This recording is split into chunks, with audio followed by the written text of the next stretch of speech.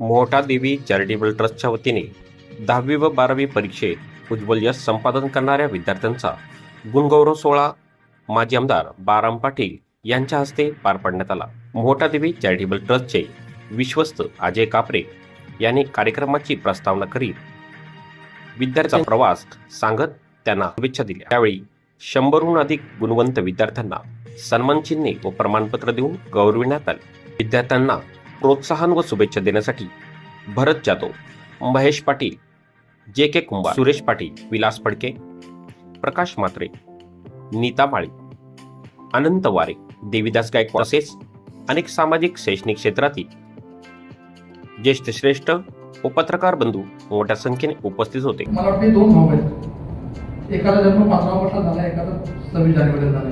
हा योगा म्हणजे त्याचं ठरवून नाही म्हणून ते दिसत नाही। यांच्या घरात कलेचा वारसा आहे, बरोबर ना? वडील म्हणजे अभिनेता आहेत। हां, आणि इंडियन ॲनिमेशन घ्यायचं आहे, आपण घेणार आहे।